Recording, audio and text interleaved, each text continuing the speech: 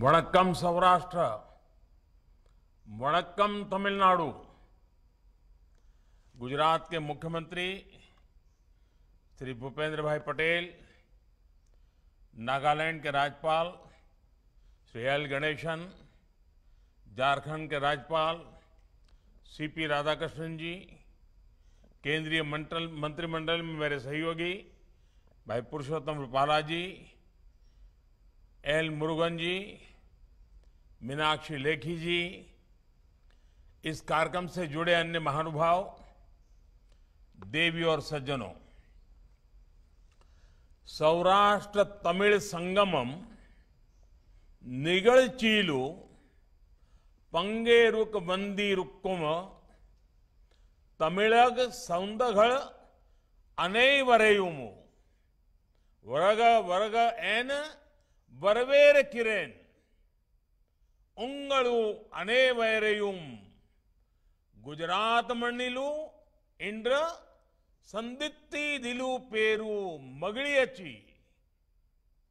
साथियों, ये बात सही है कि अतिथि सत्कार का सुख बहुत अनूठा होता है, लेकिन जब कोई अपना ही वर्षों बाद लौटकर घर आता है तो उस सुख की, उस उत्साह और उल्लास की बात ही कुछ अलग होती है।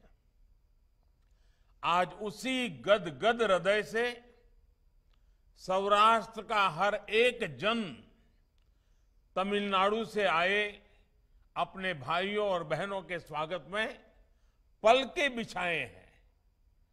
आज उसी गदगद हृदय से मैं भी तमिलनाडु से आए मेरे अपनों के बीच वर्चुअली उपस्थित हूं। मुझे याद है, जब मैं मुख्यमंत्री था तब 2010 में मैंने मदुरई में ऐसे ही भव्य सौराष्ट्र संगम का आयोजन किया था। उस आयोजन में हमारे 50,000 से अधिक सौराष्ट्र के भाई बहन शामिल होने आए थे और आज सौराष्ट्र की धरती पर स्नेह और अपनेपन की वैसी ही लहरें दिख रही है। इतनी बड़ी संख्या में आप सब तमिलनाडु से अपने पूर्वजों की धरती पर आए हैं, अपने घर आए हैं। आपके चेहरों की खुशी देखकर मैं कह सकता हूं, आप यहां से ढेरों यादें और भावुक अनुभव अपने साथ लेकर जाएंगे। आपने सौराष्ट्र के पर्यटन का भी भरपूर आनंद लिया है। सौराष्ट्र से तमिलनाडु तक देश को जोड़ने वाले सरदार पटेल की स्टैच्यू ऑफ यूनिटी की, उसके भी आपने दर्शन किए हैं। यानी अतीत की अनमोल स्मृतियां, वर्तमान का अपनत्व और अनुभव और भविष्य के लिए संकल्प और प्रेरणाएं। सौराष्ट्र तमिल संगमम, उसमें हम इन सभी का एक साथ दर्शन कर रहे हैं। मैं इस अद्भुत आयोजन के लिए सौराष्ट्र और तमिलनाडु के सभी लोगों को बधाई देता हूं। आप सभी का अभिनंदन करता हूं। साथियों, आज आजादी के अमृत काल में हम सौराष्ट्र तमिल संगमम जैसे सांस्कृतिक आयोजनों की एक नई परंपरा के गवाह बन रहे हैं। आज से कुछ महीने पहले ही बनारस में काशी तमिल संगमम का आयोजन हुआ था, जिसकी पूरे देश में खूब चर्चा हुई थी। उसके बाद देश के अलग अलग हिस्सों में इस तरह के कार्यक्रमों के कई स्वतः स्फूर्त प्रयास शुरू हुए हैं और आज सौराष्ट्र की धरती पर एक बार फिर हम भारत की दो प्राचीन धाराओं का संगम होता देख रहे हैं। सौराष्ट्र तमिल संगमम का ये आयोजन केवल गुजरात और तमिलनाडु का संगम नहीं है। ये देवी मीनाक्षी और देवी पार्वती के रूप में एक शक्ति की उपासना का उत्सव भी है। ये भगवान सोमनाथ और भगवान रामनाथ के रूप में एक शिव की भावना का उत्सव भी है। ये संगमम नागेश्वर और सुंदरेश्वर की धरती का संगम है। ये श्री कृष्ण और श्री रंगनाथ की धरती का संगम है। ये संगम है नर्मदा और वैगई का। ये संगम है डांडिया और कोलाठम का। ये संगम है द्वारिका और मदुरई जैसी पवित्र पुरियों की परंपराओं का। और ये सौराष्ट्र तमिल संगम है सरदार पटेल और सुब्रमण्यम भारती के राष्ट्र प्रथम से ओतप्रोत संकल्प का। हमें इन संकल्पों को लेकर आगे बढ़ना है।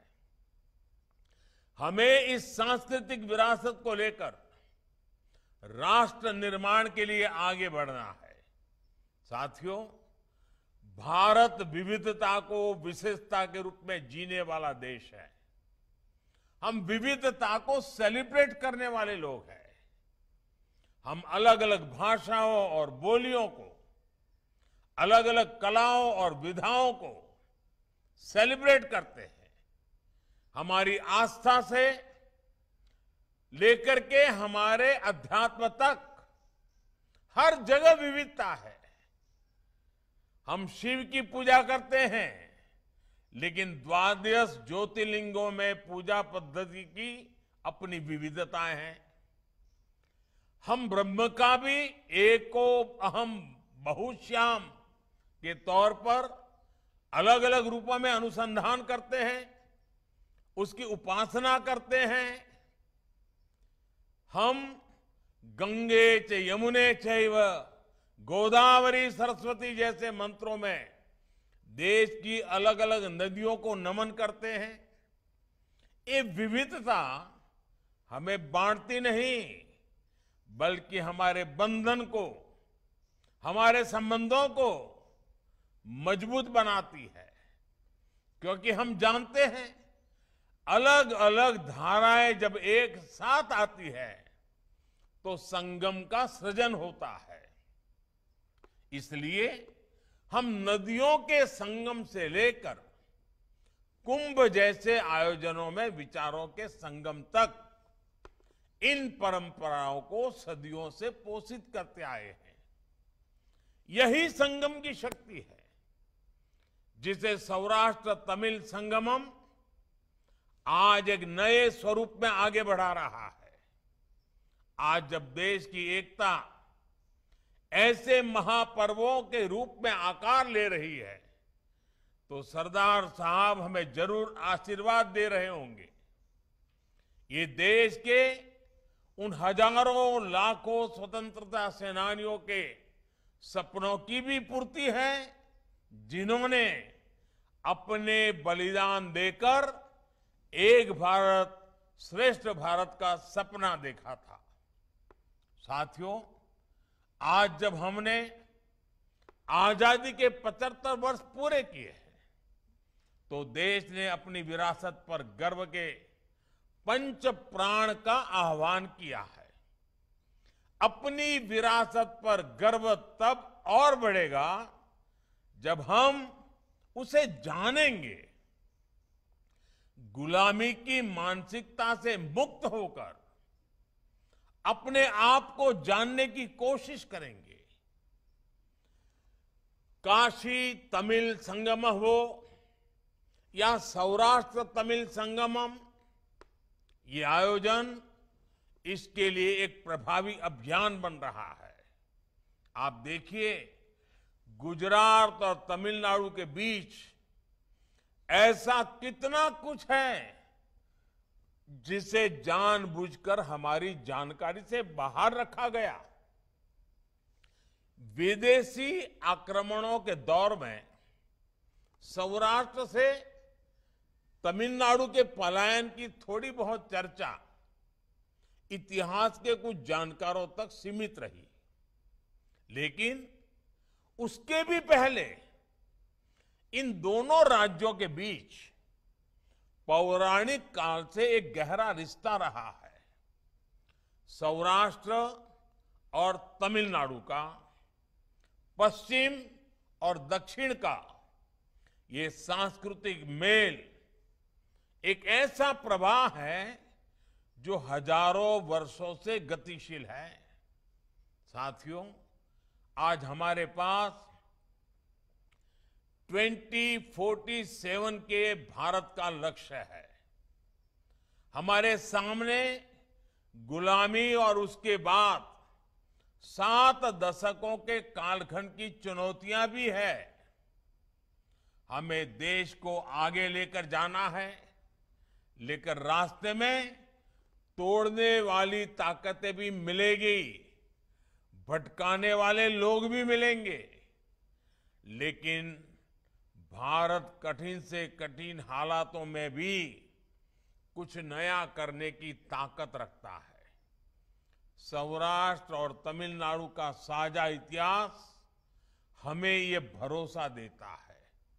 आप याद करिए, जब भारत पर विदेशी आक्रांताओं के आक्रमण शुरू हुए, सोमनाथ के रूप में देश की संस्कृति और सम्मान पर पहला इतना बड़ा हमला हुआ। सदियों पहले के उस दौर में आज के जैसे संसाधन नहीं थे, इंफॉर्मेशन टेक्नोलॉजी का दौर नहीं था, आने जाने के लिए तेज ट्रेनें और प्लेन नहीं थे, लेकिन हमारे पूर्वजों को ये बात पता थी कि हिमालयात समारंभ्य यावत इंदु सरोवरम तम देव निर्मितम देशम हिंदुस्तानम प्रचक्षते, अर्थात हिमालय से लेकर हिंद महासागर तक ये पूरी देवभूमि हमारा अपना भारत देश है। इसलिए उन्हें ये चिंता नहीं हुई कि इतनी दूर नई भाषा, नए लोग, नया वातावरण होगा तो वहां वो कैसे रहेंगे। बड़ी संख्या में लोग अपनी आस्था और पहचान की रक्षा के लिए सौराष्ट्र से तमिलनाडु चले गए। तमिलनाडु के लोगों ने उनका खुले दिल से, परिवार भाव से स्वागत किया, उन्हें नए जीवन के लिए सभी स्थायी सुविधाएं दी। एक भारत श्रेष्ठ भारत का इससे बड़ा और बुलंद उदाहरण और क्या हो सकता है। साथियों, महान संत थिरुवल्लुवर जी ने कहा था, अगन अमर्ंदु शेयाल उरेयुम मूनो अमर्ंदु नलु विरंदु ओम्बु वान इलु, यानी सुख, समृद्धि और भाग्य उन लोगों के साथ रहता है जो दूसरों का अपने यहां खुशी खुशी स्वागत करते हैं। इसलिए हमें सांस्कृतिक टकराव नहीं, तालमेल पर बल देना है। हमें संघर्षों को नहीं, संगम और समागमों को आगे बढ़ाना है। हमें भेद नहीं खोजने, हमें भावात्मक संबंध बनाने हैं। तमिलनाडु में बसे सौराष्ट्र के मूल के लोगों ने और तमिलगम के लोगों ने इसे जीकर दिखाया है। आप सबने तमिल को अपनाया, लेकिन साथ ही सौराष्ट्र की भाषा को, खान पान को, रीति रिवाजों को भी याद रखा। यही भारत की वो अमर परंपरा है जो सबको साथ लेकर समावेश के साथ आगे बढ़ती है, सबको स्वीकार करके आगे बढ़ती है। मुझे खुशी है कि हम सब अपने पूर्वजों के उस योगदान को कर्तव्य भाव से आगे बढ़ा रहे हैं। मैं चाहूंगा कि आप स्थानीय स्तर पर भी देश के अलग अलग हिस्सों से लोगों को इसी तरह आमंत्रित करें, उन्हें भारत को जानने और जीने का अवसर दें।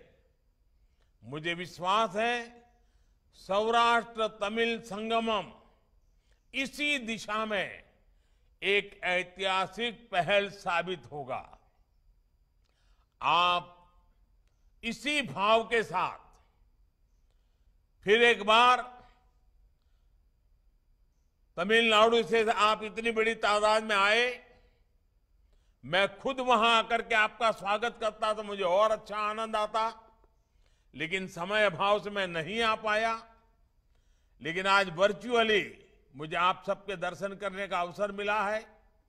लेकिन जो भावना इस पूरे संगमम में हमने देखी है, उस भावना को हमें आगे बढ़ाना है, उस भावना को हमें जीना है और उस भावना के लिए हमारी आने वाली पीढ़ियों को भी तैयार करना है। इसी भाव के साथ आप सभी का बहुत बहुत धन्यवाद। वणक्कम।